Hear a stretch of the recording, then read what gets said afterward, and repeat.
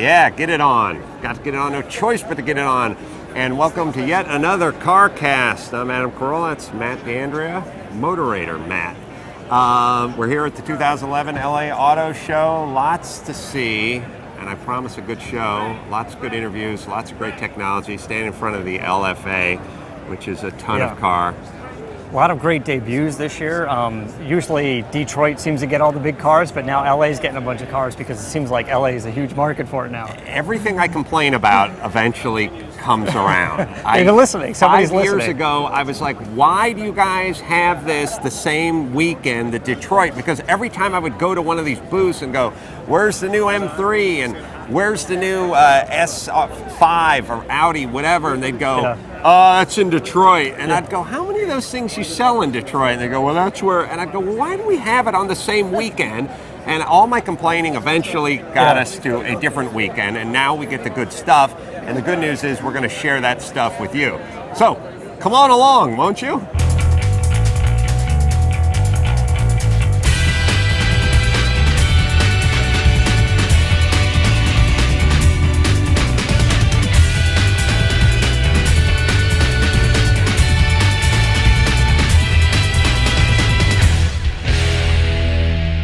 Standing here at the Ford display, and by the way, it's taken up 2 football fields this year. Amy Morentic is here. Amy, give us your title, please.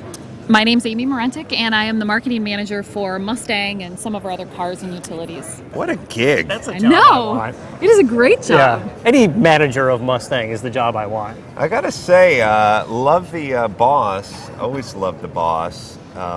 This year, it feels very distinct. I don't know why. I mean, I love it in the school bus yellow. I guess this is the same one. I don't know. Stan Gurney in '71 drove. Parnelli Jones. Parnelli Jones had a couple of wins in. But this is serious now. I don't even see a back seat in this one. No, there is no back seat. We took the back seat out for weight. This is new for this year, and just like the 70, it has the new stripes, and these stripes are actually reflective. So when you see them in the light, they light up a little bit. Yes, they're they're sterling iridescent. gray. They are. They're iridescent. Still same 444 horsepower underneath the hood, but school bus yellow is new for 13 model year, as well as we have a black on black, which is a little more sinister and a little more fun. And If it's the same horsepower, which is clearly enough, because I'm pretty sure you wiped out one of the Boss 302s at Willow Springs. a little bit. Well done. A little bit.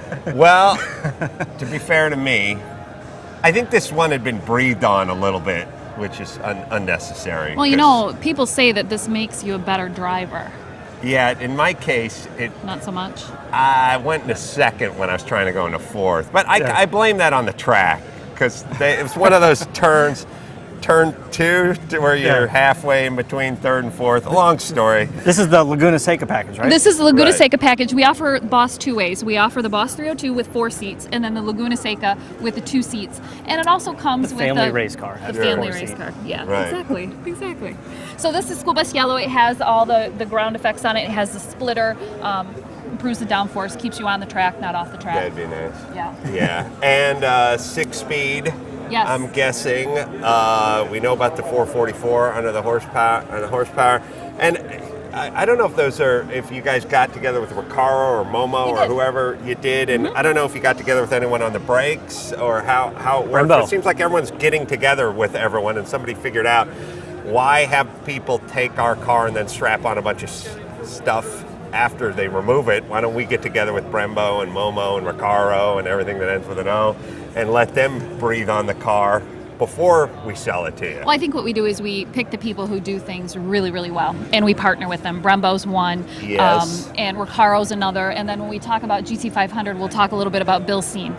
We're working with Bilstein on our shock. So yeah, you're right. Me and Bill Steen go back a long way. He's a good guy, Jewish fella. So this car, sticker price is what? It starts at just over 40, and then Laguna Seca is about 47. Yeah, so under 50 for Under 50. essentially a supercar. I mean, getting in that range, you're 0 to 60 somewhere in the 4s, right? Yeah, and I have to tell you, we've sold out the first model year, and we're only building under 4,000, so 3,750, and then we'll do the same next year. And so is that 37 of the Laguna Seca, or just in general? And then no, the Laguna Seca, we only build 750 of the Lagunas, and they go really quickly. And you only ripped the front end off of one of them, so don't worry about it. No big deal. People ask me all the time, they go, well, like, what's a modern car you could buy as a collector? Like, what is a new car? And I always tell them, just look at the production numbers. Like, if they're making 10,000 of them, then no matter how cool it is, it's never going to be worth what it would be worth if they made a small, limited number, batch of them, so to speak. So only 700 of the Laguna Seca, and sold out anyway, so academic. All right, should we go look at the other? The GT500. GT500? Absolutely. If you need a little more horsepower, like if that doesn't, the 444 is not enough grunt for you, we have the 500 behind us, which has 650.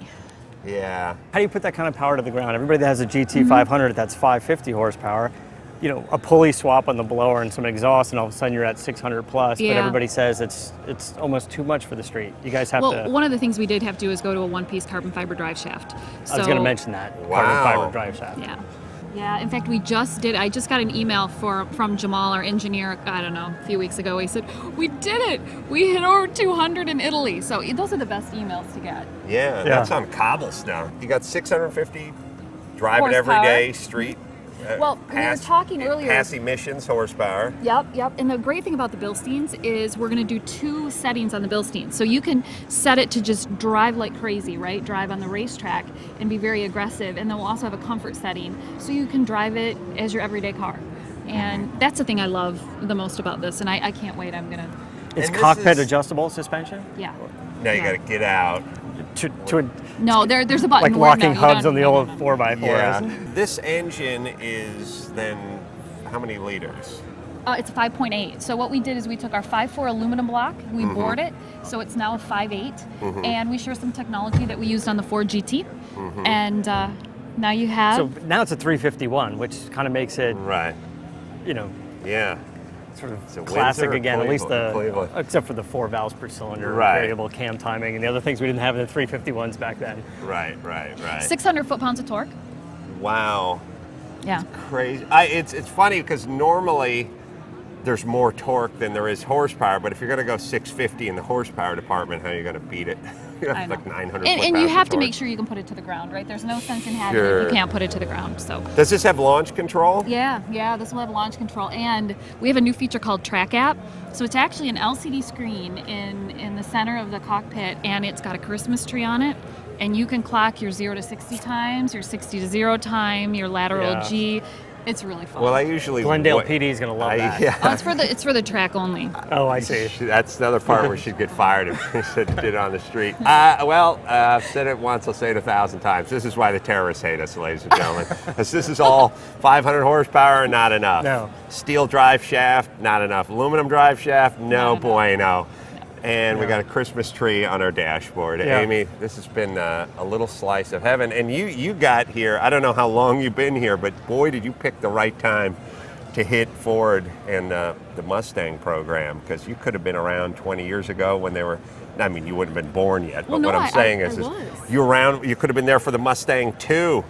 Oh, that was probably 30 years ago. That was the big thing back then. Yeah. Okay, guys, now I own both a Mustang 2 and a Ford Probe. Oh, Is that really? bad? Yeah, it's a little bit bad, especially with these cars out here. I know. Yeah, I'm We've not sure I come a could long afford way. this one, but Yes, you have. Beautiful job. You should be proud of your accomplishments, and thanks for speaking to us. Oh, well, thank you very much. It was fun. Well, finally, Porsche, and you can call it Porsche.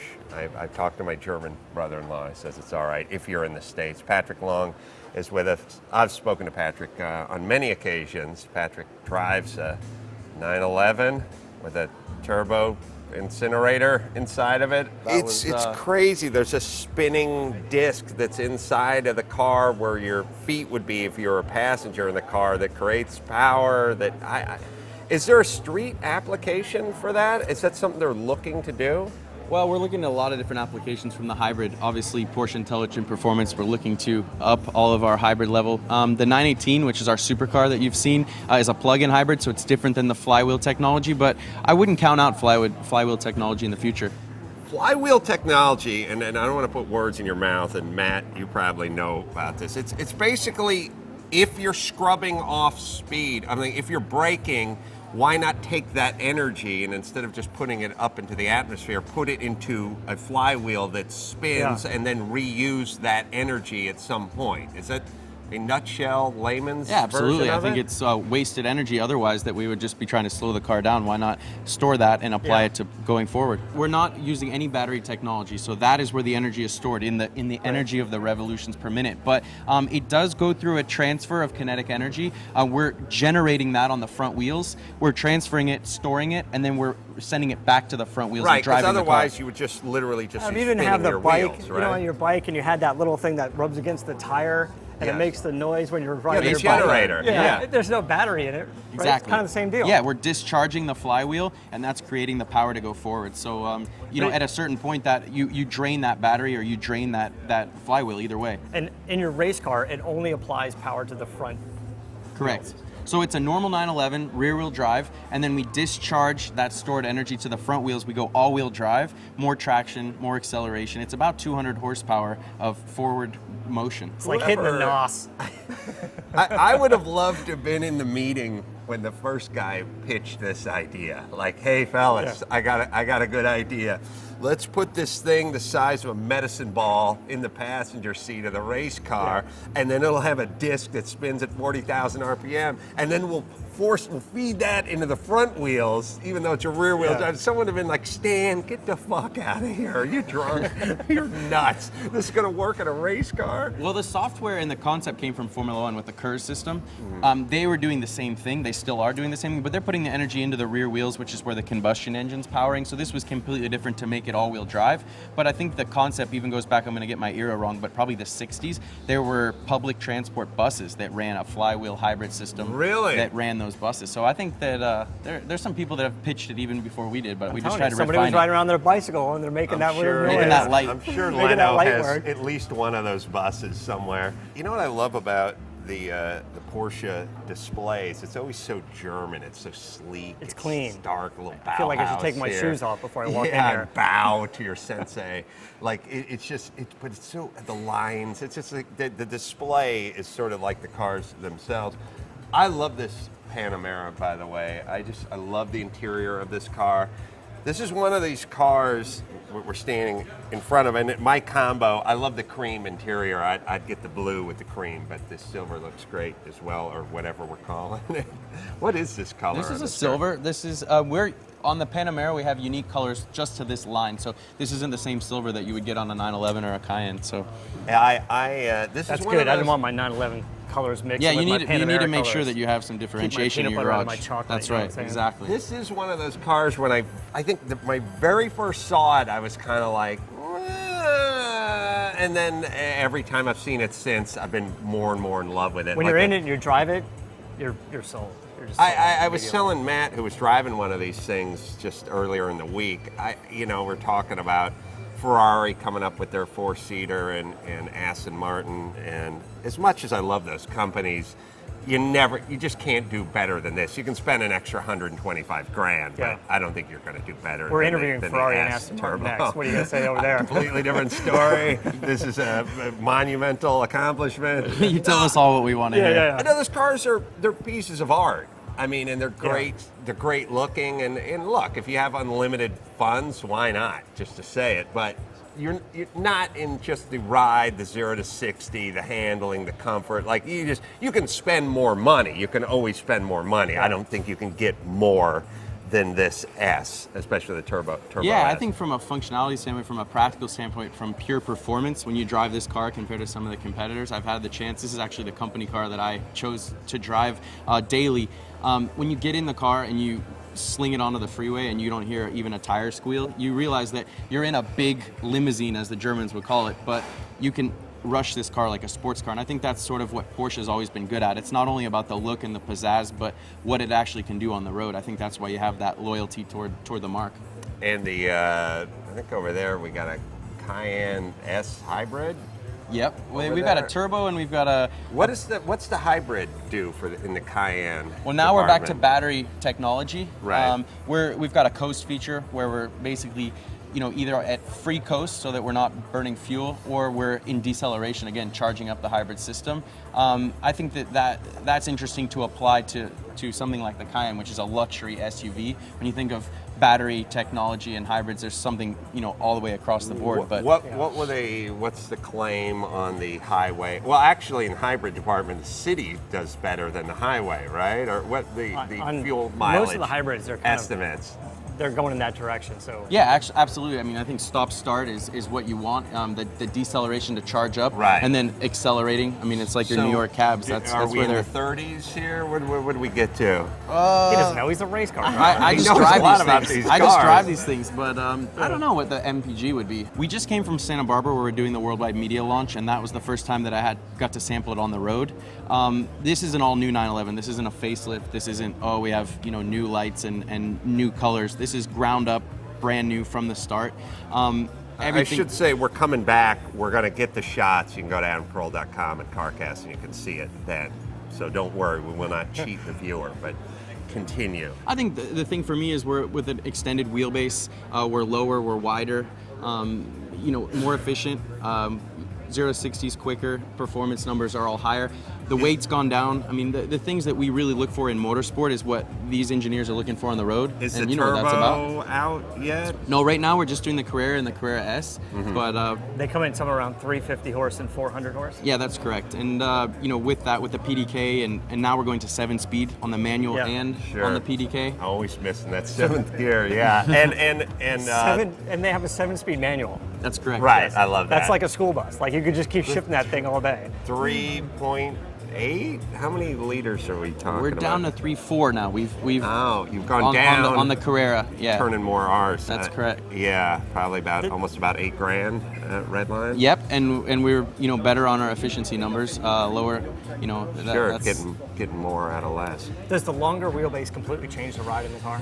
It seems not like so much the ride, but be the a little balance smoother. in the corner. You have more stability. The car, the engine and the gearbox is in the same place, but with moving that axle, back and increasing the stability in the high-speed corners, I think that helped a lot. We're electric magnetic on the steering wheel now, mechanical.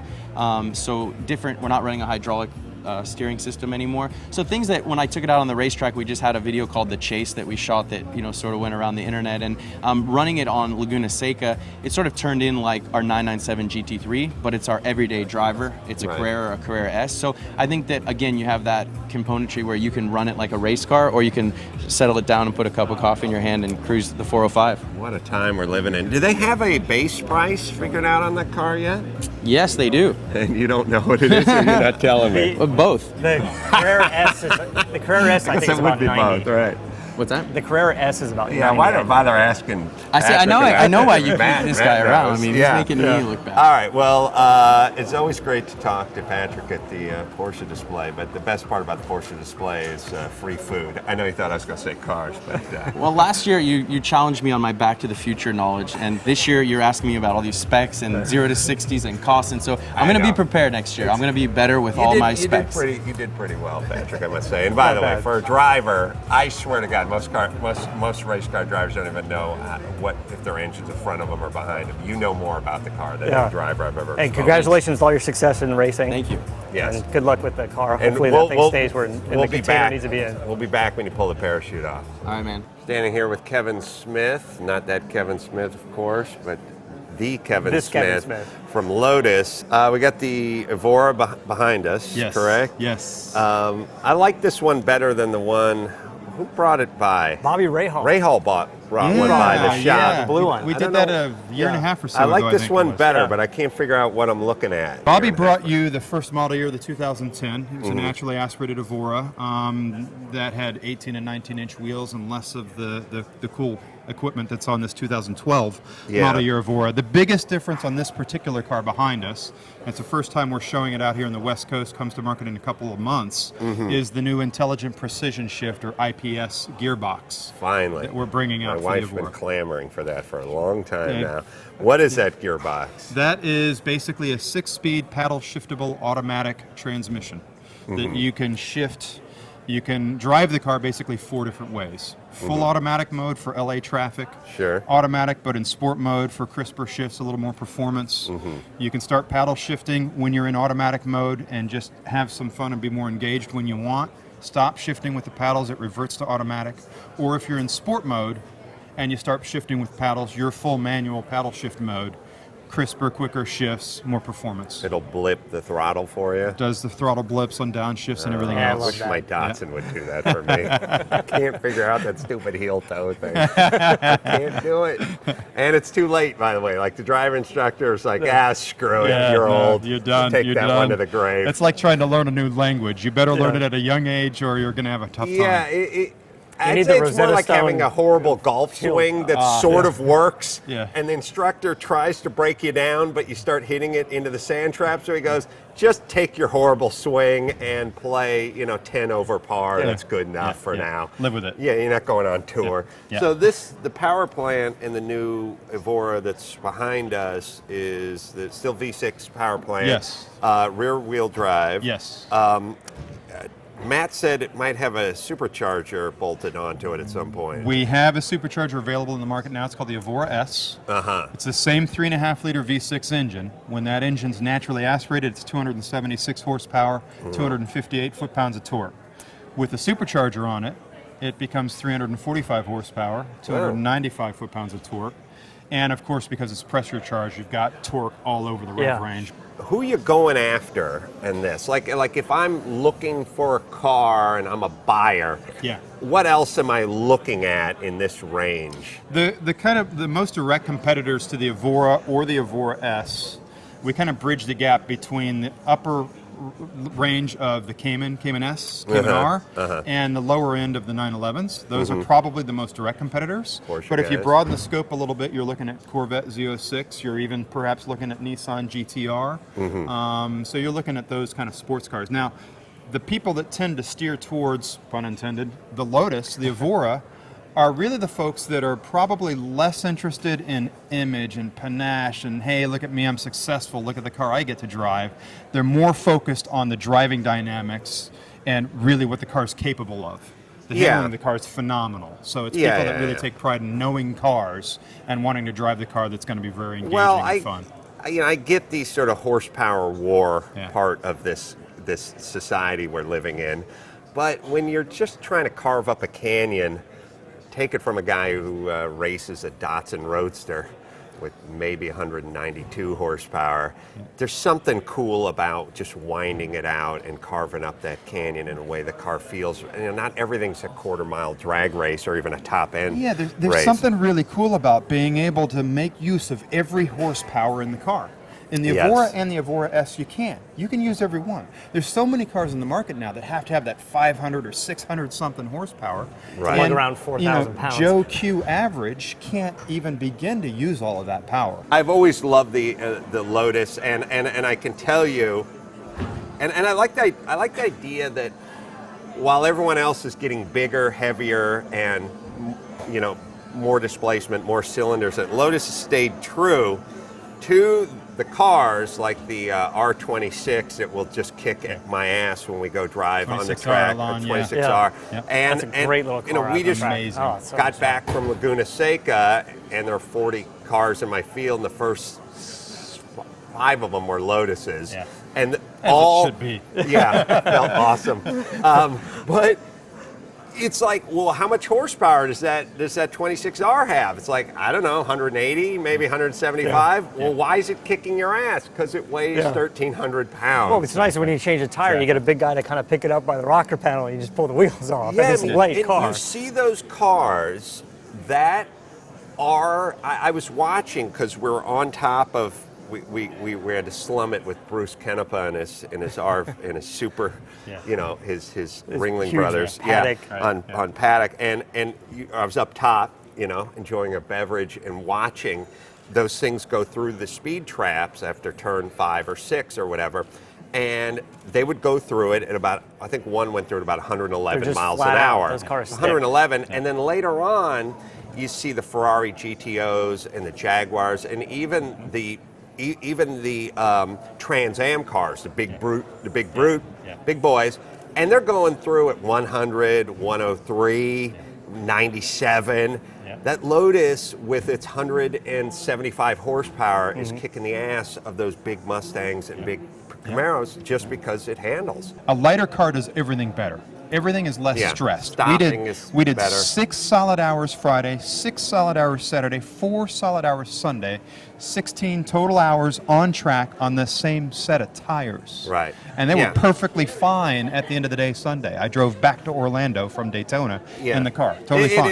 It is sort of like knee joints on a fat guy versus knee joints on it. They just go. Exactly. But all the parts, the suspension parts, the brake pads, the tires, just every, people always think about weight as it pertains to maybe handling, but what about braking? Exactly. How many units do they make? And where do they make them? And how many do they expect to sell? And how does all that work? All of our Lotus cars are built in Hethel, England, outside of Norwich, Norfolk, which is about a 2.5-hour drive northeast of London. Okay, so we're always all built in England. We're built on the same grounds that we've been at since 1966. It used to be an Air Force base. Of the Evora, we currently build about 1,200 roughly a year for the world, and roughly 500 or so of those come to North America. And you'll sell them all. And we'll sell them all. Yeah, Wow. absolutely. The price point on the Evora versus the Evora. Yeah, S. the Evora naturally aspirated car starts at $66,100. And depending on how you equip it, you can get that car up to about $80,000, $81,000. The Evora S, the supercharged car, starts at $77,000. And depending on how you equip it, you can walk that one up to about $91,000 or $92,000. Now, the S has the supercharger, but it doesn't include a different package. Does it have upgraded brakes or suspension? What else is different on the S? Well, basically for 11, when we launched the S, it came standard with a sport package that was an option on the Evora. It came standard with a sport ratio gearbox that was an option on the Evora. But what we've done for 12 now and beyond is the sport package, the sport ratio gearbox are also on the Evora. So a lot of the improvements we've made to the car overall for the S, as we developed the S for the market, those improvements have trickled down to the Evora. So now you're looking at roughly a $9,000, $10,000 price difference between the two cars, and the significant difference between the two of them is that added power of the supercharged engine. Thanks, Kevin. This has been a little slice of heaven, and thank you for knowing what you're talking about. You bet. Thank you. Thanks for stopping by, Lotus. You get the hot chick who doesn't know anything, or you get Kevin who knows everything. Yeah, sorry to disappoint on the hotness scale. But hey. Standing here with our favorite Bill Kwong from Lexus. Bill's been by the shop many times. Good to see you. I like him better than the other Bill Kwongs. Yeah, that's my favorite one. Yeah. So what do we got behind us? It's the all-new 2013 GS350. It's the 4th generation. It's Chief Engineer Kanamori-san's little baby, bringing more spice and bold and performance into the Lexus line. I'm driving the ISF currently and enjoying the bejesus out of it. You can't beat a 5-liter dual exhaust monster under that little chassis. Great sound when it kicks in, like when you floor it, it drops down and does it. That's a good throaty. All right. You know what I'm talking about. So you got the LFA over there. Is there anything new about the LFA? Not that it needs anything new. Can you still get them? How many of those things you make a year? How does the LFA thing work? There's globally there's 500 for sale. Currently for the U.S. there's 176 available. We sold probably 150 of them, so there's still about 20-25 left. So anybody have a 375,000 lying around, just call up one of our Lexus dealers. They'll get custom order one for you with the exterior color, stitching, leather, Navi. We'll hook you up with the color wheels, calipers. So they're still out there. You can still grab one. Yeah, it's a halo car. It can show, because Lexus is known for quality, durability, reliability, luxury, customer service. But we want to show the performance side, what we can do. That's why we developed the V10, the carbon fiber in-house, the carbon ceramic brakes, the 6-speed sequential shift. Show that the performance side of our company. This car looks good, but the GS is new, ground up, right? Yep, ground up. And what's the base price on something like this, Bill? We haven't announced pricing yet, but probably close to the launch when the vehicle made available in February of next year. Who are you looking to pick off with this? Like, it looks to be 5 Series plus in the size. Is that who you have in your crosshairs, BMW guys? Yep, that's who we benchmark is the BMW 5 Series as well as the Mercedes E-Class. It is a mid-luxury sport vehicle. Yeah, that's exactly the class segment we're going after. It's nice because it looks a little more muscular than your average Lexus. We kept the dimensions actually exterior-wise exactly the same, but interior, due to some real fancy packaging, we're able to get a lot more interior room. By making the dash horizontal, we're making more contemporary, more luxurious, and also with the exterior, you notice the face. Well, here it comes. Here it comes. Right. Chief engineer wanted something Wait really for it. bold and aggressive, and I believe he achieved that. Yeah. This is what we call the spindle grille, so it's basically a reverse trapezoid. And you're going to start to see a lot of that in future Lexus product lines. We'll get something more bold and more dynamic. Reverse trapezoid is my favorite position, by the way. I just want to put it out there for the ladies and some of the fellas as well. Nice, sweet, and again, I don't know if I should thank you, but somebody gave me a Lexus to drive around. I should really thank Matt first got me a Lexus to drive around for a year, and I've just been loving every second of it. So the Lexus, the new GS, you have the 6-cylinder of the GS 350. There's a hybrid version. Correct. And the F Sport, it's not added horsepower, it's just suspension, body kit.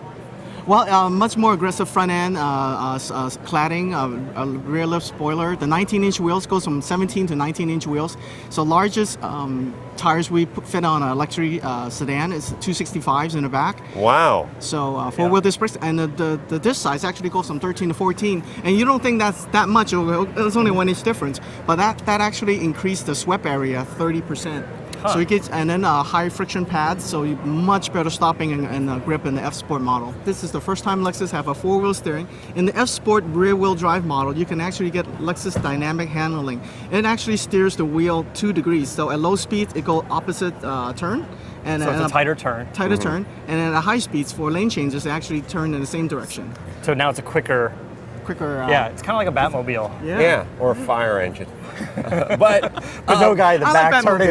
No guy in the back turning the rear. Who had the was it Nissan that had that? Like tried it like 15, 20 years ago. Was it? I'm trying to think. And Honda Prelude. Honda Prelude. Yeah, somebody tried it. It's weird. There's like ideas that were good before their time because they didn't have the computer. Electronics. They needed the brain. And you only need to move it. 2 degrees. It's not like a monster truck where you got to go like 60 degrees each way. Like 2 degrees seems to make a lot of difference. The system will know when steering angle, speed. It'll just like driving. You know what I would do? Rear-wheel drive or all-wheel drive? You could get it in the rear-wheel drive. If you want the 4-wheel steering, it's only available in rear-wheel drive, but it is available in all-wheel drive for those people living in Denver and East Coast. You want rear-wheel, because you can't drift 4-wheel. Yeah, you can't drift 4-wheel. If I was selling just Kias, I'd tell people it's 4-wheel steering. Like, why not? What are they going to do? Get up under there? No one's going to check. No one's going to challenge me. Who are you talking to? You know what I mean? Like, it's not like they know. They're not going to go, hey, I'm an engineer. They just go, all right. And then when we went for a test drive, I'd go, can you feel it? And they'd go, oh, yeah. Oh, yeah. I can feel that 4-wheel steering. Is it 4-wheel drive or rear? Which would you prefer? What do you That's like? what it is. Let's call it all. Let's call it 3-wheel drive. I'll meet you in the middle.